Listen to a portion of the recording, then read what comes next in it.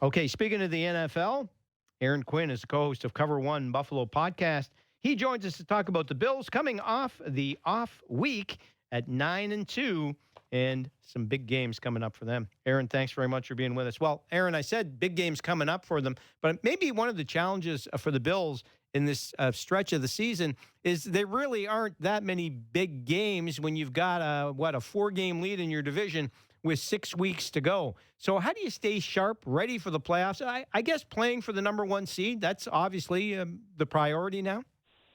Yeah, well, last time we talked, it was pre-Kansas City game, and I think everything kind of changed after being able to beat Kansas City, kind of just beating that undefeated record, getting within a half game of them, makes it a little bit more reasonable. And you saw this past week, Kansas City was up against the ropes against the Carolina Panthers, which makes you think they've got some tough games coming up here with the Chargers. And heck, they lost to the Raiders last year late in the season when teams, when people thought they were kind of up against the ropes for their season last year. And so I think Kansas City will turn it on when it matters the most. But if they slip up at all here, with 6 games left in the Bills' schedule, this San Francisco game still could be tough. San Francisco presents some challenges, but it doesn't look as hard as it did 2 months ago, 3 months ago.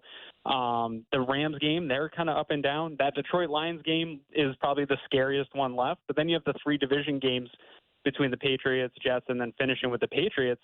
You'd like to think the Bills could at least go 4-2, maybe 5-1, and really put some pressure to get that 1 seed away from the Kansas City Chiefs, and that kind of changes everything. And Raj, they also have a chance to clinch their 5th AFC East championship here this weekend if Miami loses and the Bills take care of business and win. Yeah, and it shows you, Aaron, how far the franchise has come. We've talked about that before, and there were so many lean years and so many years where they kind of teased and it looked like, well, maybe they're fine. And they're still 500 and they never played primetime games. And now they're just a solid established franchise. And Aaron, I think this year in particular, maybe more of a sense for the organization, because at the start of the year, and we've talked about this too, start of the year, there were a lot of naysayers around this team. They didn't think, they thought the Bills stretch of, double-digit wins and easily winning the division, and maybe Miami or the Jets will be able to take them out. Well, boy, that looks pretty funny now, doesn't it? Yeah, this is part of the problem with, when you get a national media perspective and they are following 32 teams, but they're not following them all maybe as closely as they should. I think we talked about it. You don't really know the roster and what is going on within the building. And Josh Allen, you got Josh Allen on your team. I think this is the case for him this year. I don't particularly care if he wins an MVP or not. I want the team to win Super Bowls, right? But this would be the case this year because going into the season, it was all like, conversations of can they even make the playoffs? They don't have the talent to even make the playoffs, and they're going to lose the division this year. And now we're not even at Thanksgiving, and they have a chance to win the division here this weekend right after Thanksgiving. That, to me, gives him a case for being an MVP, but also maybe even Sean McDermott finally getting some recognition. I don't know that he would be Coach of the Year, but some recognition as maybe Coach of the Year. Yes, I don't think there's any question about that, and especially, again, with the expectations, because, Aaron, it's one of the things, I don't think it's as much in the NFL, but it's one of the pet peeves I have with anybody who's nominated the Coach of the Year. Everyone just takes a look at a team usually that if the expectations were low and they surprise people, well, he's the Coach of the Year. Whether he's a Coach of the Year or not, maybe he is, maybe he isn't, but we didn't think the team was going to be that good, and now they are, so I guess he's the Coach of the Year. But you're right about the individual awards. I think the Bills as a franchise are looking for one award, and that's to go all the way. You touched on San Francisco. They're interesting right now, Aaron, because, man, despite all the injuries and squandered chances and losing that game to Seattle, they're only a game out of first place in their division. So this team is still going to be tough. Yeah, I warn people. One thing that I hate probably the most, and I might overuse it a little in the NFL, is desperate teams that may have must-win. I don't know if this is a must-win game for them because you talked about being only the game back, and that division's kind of everyone seems to be trying to lose the division more than anyone's really trying to win it. So there's very much in the thick of things over there in the NFC West. But it's definitely not meeting their expectations, right? This is a team that has been a perennial conference champion, going to Super Bowls, and injury bug has really hit them this year. And I think it's still going to have some impact on this game this weekend with them going to Green Bay, playing a very physical game, banged up without their starting quarterback, have to fly back to San Francisco, and then are coming back to Buffalo. I don't know if you guys know, but the weather's getting real cold here over the weekend. We're going to get an Arctic blast, maybe some snow. They're going to have to travel on the road against a tough physical team. That's going to be a big test for them, but I don't like playing desperate teams that need wins. And not that the Bills are going to take them lightly or be a trap game or anything like that. But if we're being honest with ourselves, the Bills don't need this victory as much as the San Francisco 49ers do, and I kind of hate that additional motivation for any NFL team. Oh, I agree with that, Aaron, not just in the NFL. If there's one tip for me, it's like who really, really needs the win the most. And in this case, it's definitely San Francisco. And back again, that's what the Bills have to battle through, keeping in mind that if they really want that number one seed, they can't afford too many losses going down the stretch. Yeah. So it should be a good one. Let's just talk about Josh Allen. And sometimes, you take them for granted. And I think in some cases, I'm not saying Bills fans do that, or that's a thing with Josh Allen in particular. But when you are so good for so long and just as consistent as he's been, and the big part of the reason the Bills will look at a fifth straight division title is his play, but his just evolution as a leader and everything else. I mean, no wonder he's an MVP candidate and probably going to be the MVP, I think. Yeah, and this isn't even his best statistical season, right? I think if you put up some of those 2020 seasons, the seasons with Daboll where the Bills were just throwing the ball all over the field and making the splash plays, there's been a number of games where he hasn't even been the best player in the game, and they've still been able to find some ways to win. But it speaks to his maturity as a leader. The one thing that I will give the national media when they talked about all the free agents that the Bills lost, I don't think they lost as much talent as they lost leadership in the locker room, right? Mitch Morse, Micah Hyde, Jordan Poyer, these guys were like stalwarts of leadership in this organization.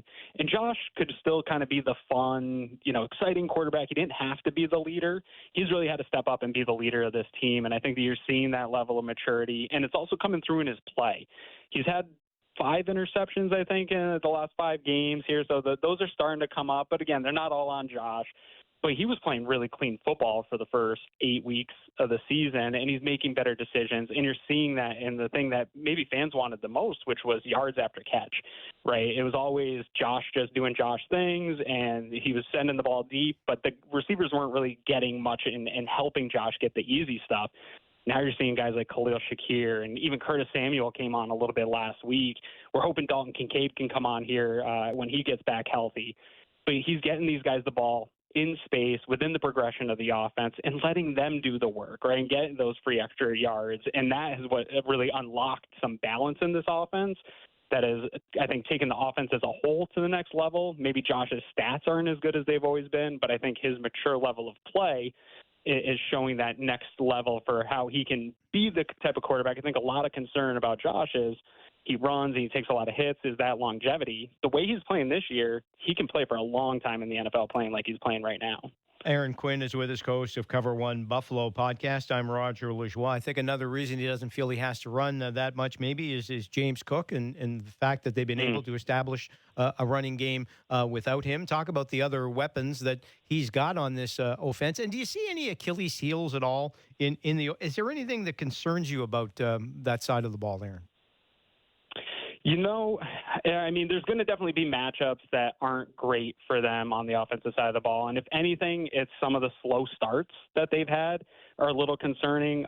Certain teams you're not going to be able to start slow against. I think that's what happened against the Ravens.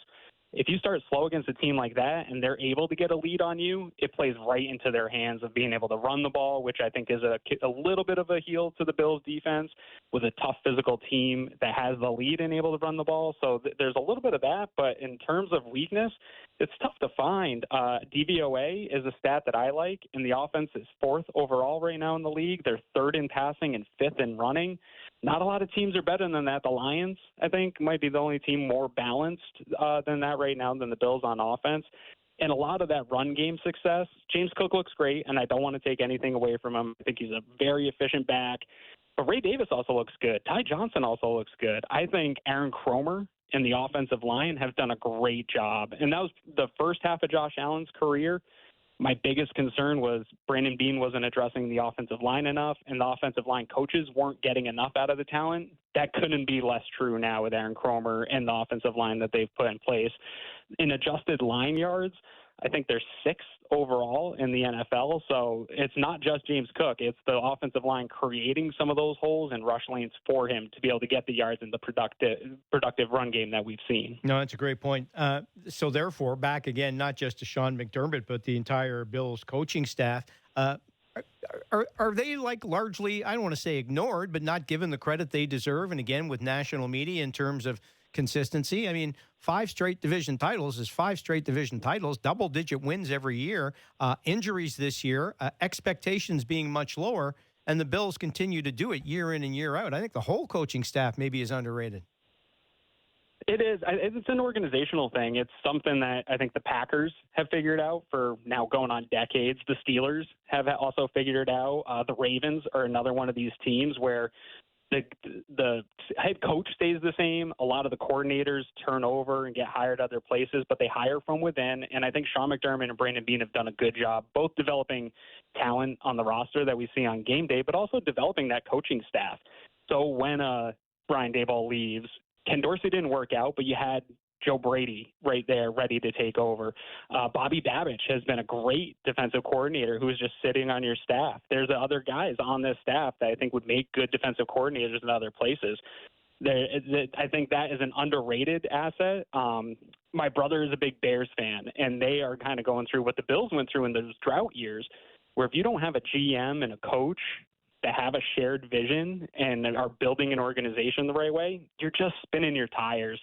Right. And if you don't line those things up consistently, it's really hard to make the playoffs and stay as a consistent team, which is a hard thing to do in the NFL.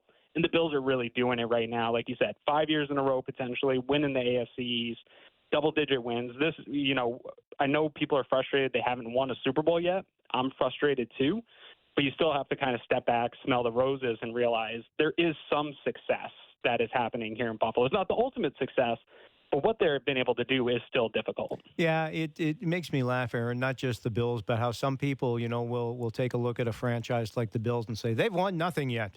Well, you haven't watched the Buffalo Bills for decades if you think they haven't won anything in the last 5 years, because there are some really bad years. And until you win one, until you cash through, you're always, you're the ones you haven't won anything yet is like, they've won in the last 5 years, probably going to wind up being about 57, 58 wins when all is said and done. A couple playoff games, and so close in Kansas City.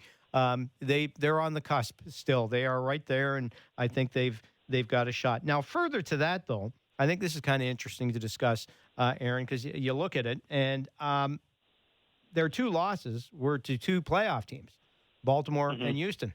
And, the whole season has been built around getting the top seed and whatever, which is obviously what you want. You don't want to have to go in and win in Kansas City because we know how difficult that is to do. That's all fine and dandy. But even if you've got the number 1 seed, depending on how the playoffs shake out, your 2 losses are to Baltimore and Houston. And the Baltimore game was 35-10. Is there any concern if that's the matchup? I know that's looking at getting a bit ahead of ourselves here, but is there something about maybe the other playoff teams that the Bills have just as much to be concerned about as they do about the Chiefs? I think the AFC is pretty stacked, and this is something that we kind of have conversations about all the time now that it's such a weird world, right? We talk about those drought years. This time of year, we were looking at mock drafts and things like that, but now we're looking at playoff scenarios and who's going to make it and who are the Bills going to match up against. And people will have favorites in those matchups, but they all give me a little bit of lost sleep at night looking at all these teams. They're all going to present different problems that will be issues for the Bills. I don't know that the regular season games are necessarily indicative of the problems that we'll get in the playoffs. Again, I think that Ravens game got a little bit out of hand early and played into the Ravens game script. And then if you remember, it felt like the Bills were coming back. They pulled off that trick play that got stopped, and it kind of put a dent in the momentum. And if they, hindsight, but if they score there, I think that's an entirely different game. The Houston game was also a bit of a weird one. You had Cole Bishop make a big error early on, but then they kind of locked up Houston from there. But they just didn't have enough going. They had a lot of injuries in that game. Houston doesn't look like the team that they did 4 weeks ago or whenever that game was. and the Bills seem to be getting better. I don't think they've played their best football yet, and they're only getting healthier. They're going to get Matt Milano back here. Keon Coleman's coming back from injury. Dalton Kincaid's going to come back.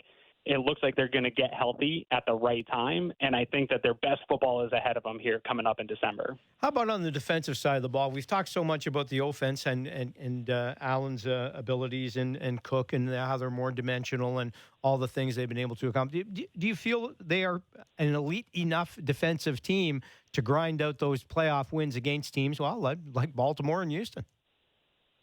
Yeah, like I said earlier, I think there is some susceptibility in the run game, although I don't know that it's as concerning as maybe some of the fan base believes it is. They're still a pretty good run team. Again, DVOA is a stat that I like, and if you haven't heard of that before, go look it up. There's great explainers online. It's basically a way to compare teams to their peers using success rate, which is a really good stat. And in defense, DVOA, they're 7th overall, 9th against the pass, and 8th against the run. So they're a top 10 defense, which they've been under Sean McDermott, whether it was Leslie Frazier or Bobby Babbage, and they find ways to get it done. And so they aren't giving up the huge explosive plays in the pass game. They give up some explosives in the run game, but it doesn't lead to points. It leads to field goals. And so I do think that they are just good enough, and I think they're going to get better here. Terrell Bernard has been playing really well since he returned from injury. Taron Johnson's playing at an all-pro level. I think Christian Benford might be the most best-kept secret in the NFL. I think he's maybe one of the best cornerbacks in the NFL and playing at a really high level and allowing them to do some things they weren't able to do in the past. Against Kansas City, they played a ton of man defense, and that's not something that the Bills do. That was a big tendency breaker that I think made all the difference in them actually beating Kansas City this time. And so they have a little bit different wrinkles to the defense than we've seen before. They're tackling better than we've seen in the last 5 years, and I think that'll all travel and play well into the playoffs. Well, that's a hope Bills fans have for sure. So we've talked about this before, Aaron, and again, it's where the franchise is at. Sunday night, they play the 49ers, and the 4:25 game, which is the marquee game of the afternoon games against the Rams and Detroit. It's weird now to see the last 3 games of the season all be 1 o'clock starts. And if you want a reflection of how the Bills still are an attractive franchise, regardless what the national media thought how many games they were going to win, look how the schedule makers have reflected the fact that people want to see the Buffalo Bills everywhere, not just in Buffalo. Yeah, I think they're one of the, and I might be biased homer here, but I think they're one of the best teams to watch. It's Josh Allen, right? Like, you just don't know what great plays he's going to make. I think there's only a handful of those guys in the league, and it's Mahomes, it's Josh, it's Lamar Jackson. And even if I wasn't a Bills fan, I mean, I tune in every time Lamar Jackson's playing. I want to see great plays. Same with Patrick Mahomes. I think Josh Allen has that draw now, and this is a good team, right? This is a team that wins 12, 13 games a year. They're in the playoffs. They're winning games. And I do think there's a little bit of an element that it's the Lions have a little bit of this right now where it's an underdog story. They haven't won anything, right? It's a Rust Belt city, and I think that would be a great Super Bowl where I don't know if that unless you're a fan of the Miami Dolphins and you never want to see the Bills have success, I think everybody would be rooting for both those teams. They wouldn't want to see either of them lose because you want to see one of these teams eventually get over the hump and win their first title. It's kind of like when the Cubs and the Indians were in the World Series. Like, everyone wanted to see just one of those teams finally win one. I was talking about that earlier from personal experience, Aaron, and you are right. Finally breaking through would be something to see. And, of course, Southern Ontario is full of Bills fans, and they've had a lot to cheer about this year with a 9-2 record. The Sunday nighter, San Francisco 49ers come in to what we expect to be a pretty frigid Buffalo on a Sunday evening. Yeah. We'll see if the Bills can keep it going and hit that 10th win of the season. Aaron Quinn, host of Cover One Buffalo podcast, joining us. Chat some Bills tonight. Always fun to visit with you, Aaron. Thank you.